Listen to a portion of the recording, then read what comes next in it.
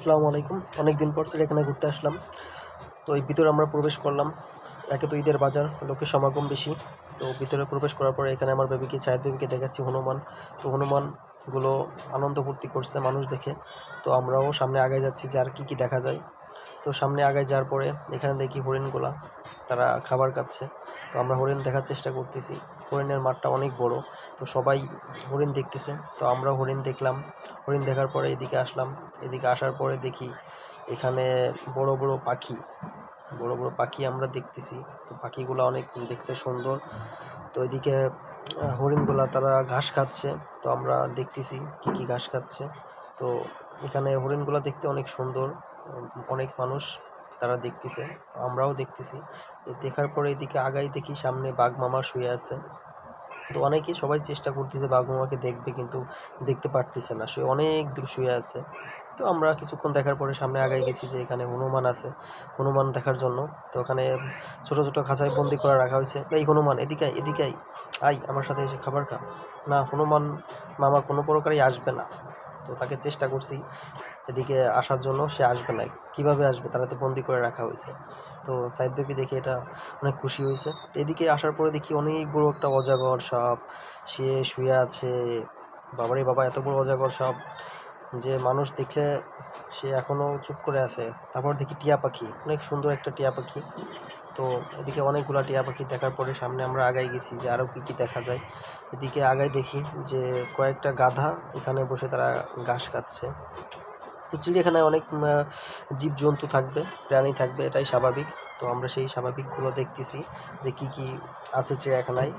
এদিকে আসার পরে দেখি একটা গাধা, সে ঘরের মধ্যেই আটকা রয়েছে, সে খাবার খাচ্ছে। তো আমরা সামনে একটু আগায় যাচ্ছি যে আরও কি কি দেখা যায়। তো এখানে দেখি একটা লোক হরিণকে খাবার খাওয়াচ্ছে। এই নে খাবার খা, খাবার খা। তারপরে তার হাতে কামড় দিল।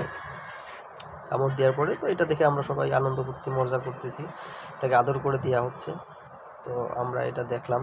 তো হরিণটাও খাবার জন্য এদিকে সামনে আগায় এসে। তো এখানে দেখি জিরাফ অনেক বড় বাবা।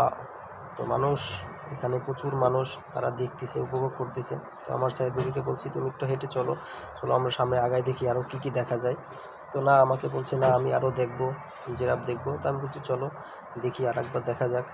তো আমি এইভাবে নিয়ে তাকে হাঁটতেছি, হাঁটার পরে দেখি আরও কী কী দেখা যায়, সামনে আগায় যাচ্ছি।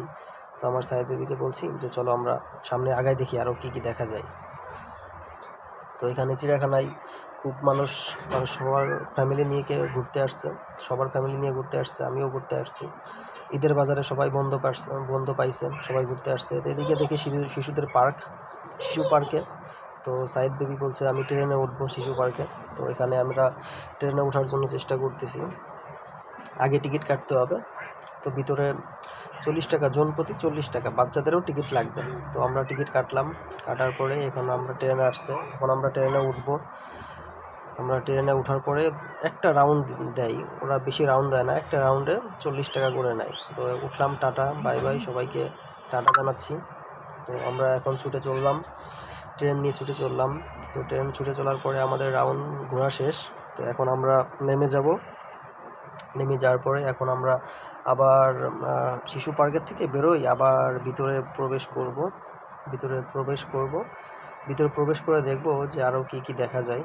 সময় বেশি নাই, এখানে 6টা পর্যন্ত সময় দেওয়া থাকে। তো আমরা বেরোয় গেলাম, সন্ধ্যা লেগে গেছে। সন্ধ্যার পরে বাইরের দৃশ্যগুলো দেখতে অনেক সুন্দর লাগতেছে, ঝিকিমিকি।